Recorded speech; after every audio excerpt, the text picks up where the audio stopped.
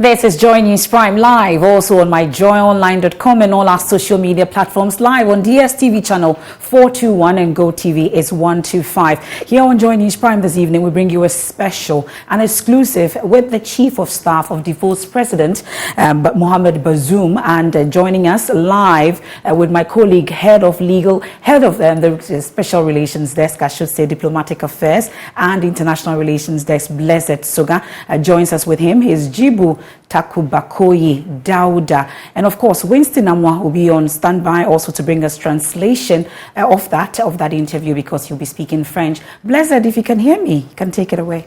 Well, MFA, just from the start of today, we pointed out to you that the Economic Community of West African States, ECOWAS, and their defense chiefs have been holding a meeting at the national headquarters of the military, that's Burma Camp, today, which we brought to you live on the Joy News channel. And today happens to be day one. We're expecting that the activities will wrap up by tomorrow, and it's got to do with the security situations happening in the West Africa sub-region. The decision by the group of West African leaders under the protocol of ECOWAS is to activate a standby force which will be deployed into the Republic of Niger. Now, that's because a military junta there decided to depose the democratically elected President Mohamed Bazoum. As we speak, the ECOWAS leaders want a solution to the matter, but the junta would not dialogue on the matter, and we know that that issue keeps unfolding. We're fortunate to have one man who was close to President Mohamed Bazoum. He was Chief of Staff at the time President Mohamed Bazoum was in office.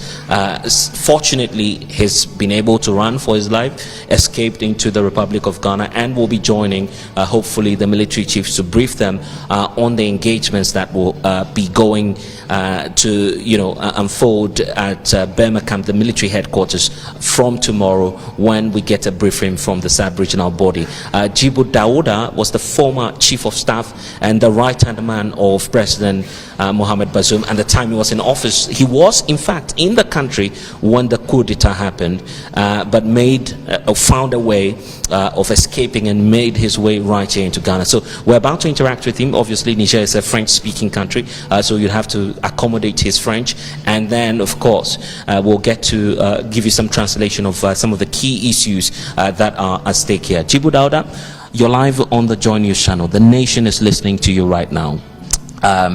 I don't need to ask you how you're doing, because obviously things are not too well for you and the Nigerian public. But let's start off with how you made it into Ghana. What was your story? How did you leave Niger? Even when the coup happened, when you were in that country, how did you run for your life and to make it right here into the Republic of Ghana? Thank you for everything. But before answering your question, I want to correct something. Right. I'm not the former Chief of Staff. I'm the Chief of Staff of the President of the Republic of Niger. You don't accept that you've been deposed? Mohamed Bazoum, who is still the elected President of Niger, then is not the former President. He is the President of the Republic of Niger, the elected one. This attempt to depose him is still ongoing, and it will finish in So you don't even accept that you've been deposed? No. Bazoum is still the President of the Republic of Niger, recognized by all the countries in the world, except of course Mali and Burkina Faso, that are in the same situation. But you can't go back home now because your president is no more. There's a new prime minister, there's a new cabinet. Il n'y a pas de premier ministre, il n'y a pas de nouveau cabinet, tout ça est nul et de nul effet. Le président Mohamed Bazoum est le président de la République du Niger et le seul président de la République du Niger reconnu par tous. So basically what he's trying to say, and for those of you who may not understand, is that they do not accept being the former Chief of Staff. He does not, first of all, accept that there's a new cabinet. He does not accept that there's a new president. He does not accept that there's a new leader of the Nigerian people. All he accepts right now is the fact that there is only one president in the Republic of Niger, and that is President Mohamed Bazoum, who was democratically elected.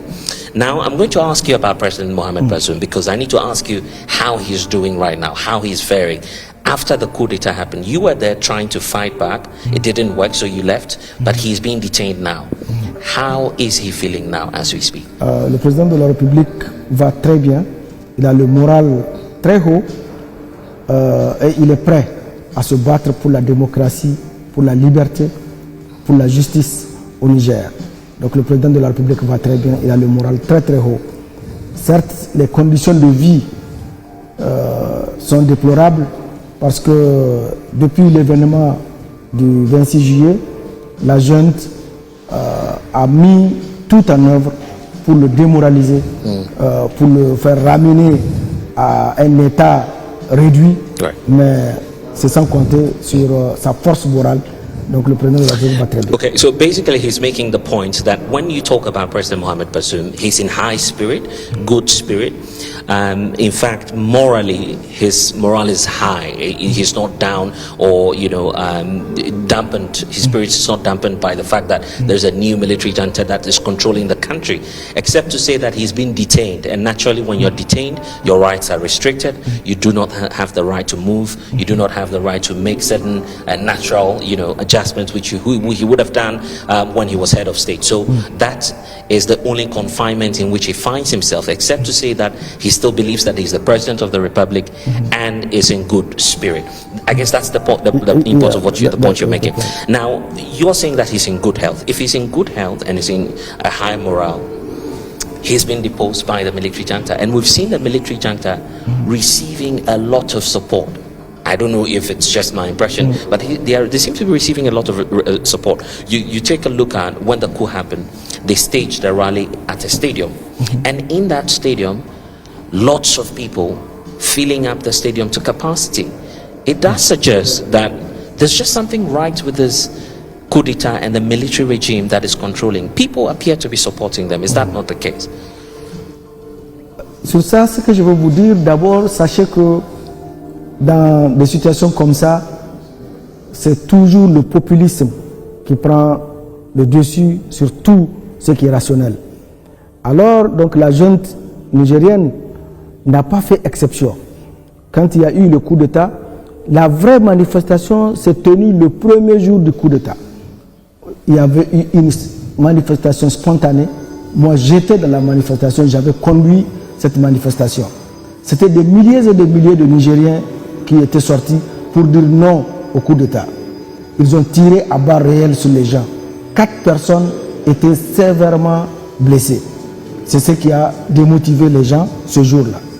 Après, eux-mêmes, pour se donner bonne conscience, ils ont organisé un simulacre de manifestation où ils ont pris toutes les nouvelles recrues des militaires, les nouvellement recrues, et leurs familles qu'ils ont habillées en t-shirt. Certains d'ailleurs n'ont pas eu le temps de se déshabiller, d'enlever leur habit militaire pour mettre leur habit civil quand ils sont venus à la manifestation. Et si vous regardez, quand ils ont attaqué l'ambassade de France, celui qui a été blessé au pied, que vous voyez dans les manifestations qu'on avait prises, c'est un colonel-major de l'armée. Donc, les manifestants ne sont pas des gens, des civils qui sont contents, la plupart qui sont contents du régime militaire. Why are you arguing so? Why so? Parce que c'est ce que je veux de vous dire.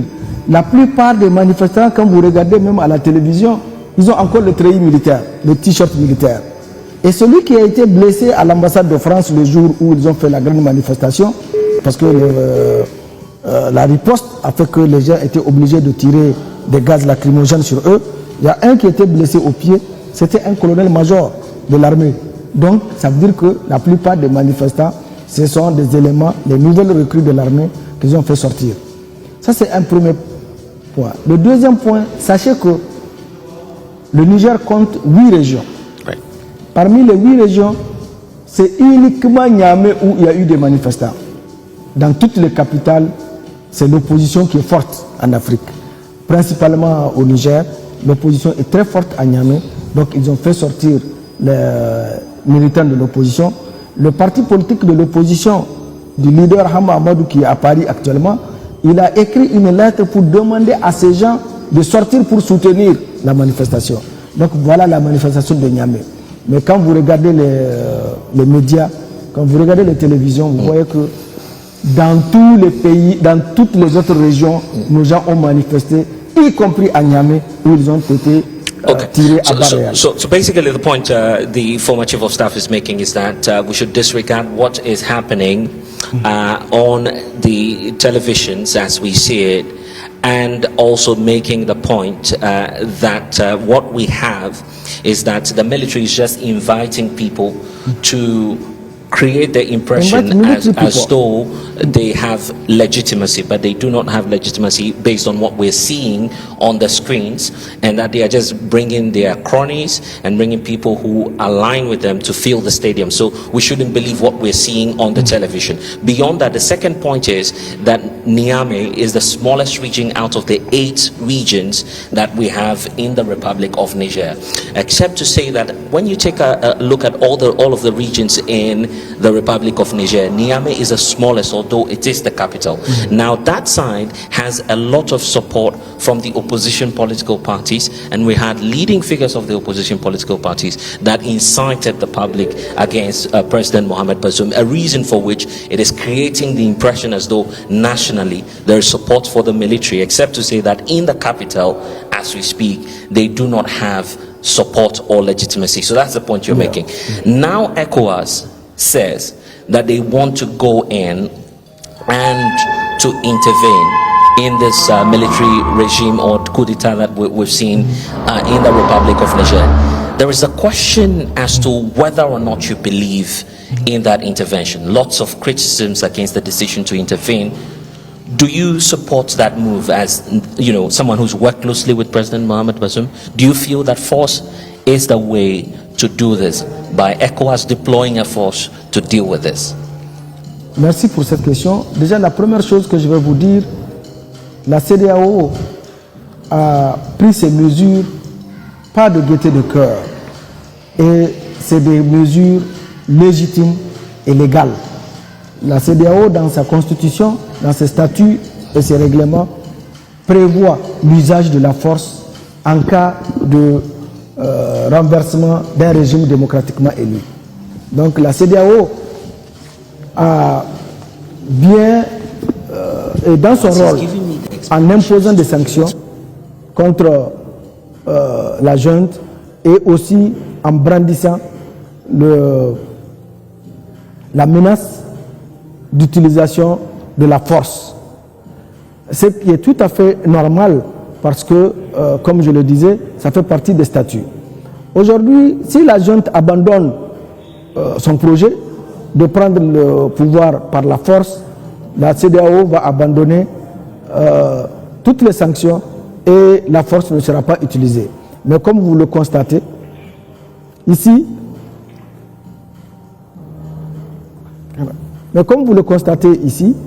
la CEDEAO est prête à intervenir et ce n'est pas de la blague. Ceux qui doutent, je crois qu'à partir de cet instant, doivent arrêter de douter et savoir que la CEDEAO est très sérieuse et que si la junte ne revient pas sur son projet de renverser le régime démocratiquement élu, l'intervention aura lieu comme ça a eu lieu déjà dans plus de 4 pays. Il y a eu la Gambie, il y a eu la Côte d'Ivoire, il y a eu Sierra Leone, il y a eu le Libéria. Donc ce n'est pas pour la première fois que la CEDEAO va intervenir. Et j'aimerais profiter de votre antenne aussi pour dire à ceux qui pensent que c'est une guerre contre le Niger, ce n'est pas une guerre contre le Niger. De la même façon que le coup d'État n'est pas une opération militaire compliquée, le contre-coup d'État de la CEDEAO aussi ne sera pas une opération militaire compliquée ou bien une guerre contre le Niger. Il n'y aura pas de guerre contre le Niger. La CEDEAO va intervenir et je peux vous assurer qu'il n'y aura aucune victime, que ce soit civile ou militaire. Ils vont abandonner leur projet. Okay. My colleague Winston Amoa is also listening in. Winston, you want to come in now to explain what he said?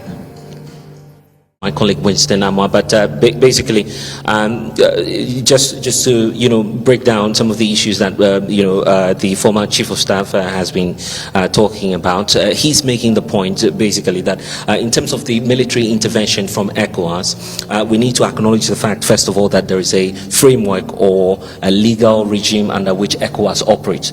ECOWAS has a statute which binds all countries, and that statute permits for the defense of the democracy of all other countries. And so based on that, they believe that ECOWAS has the right to intervene, first of all, in the situation.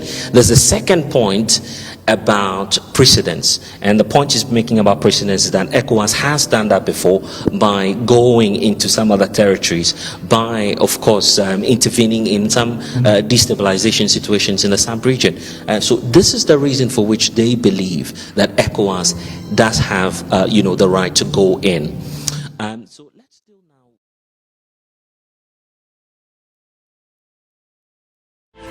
now.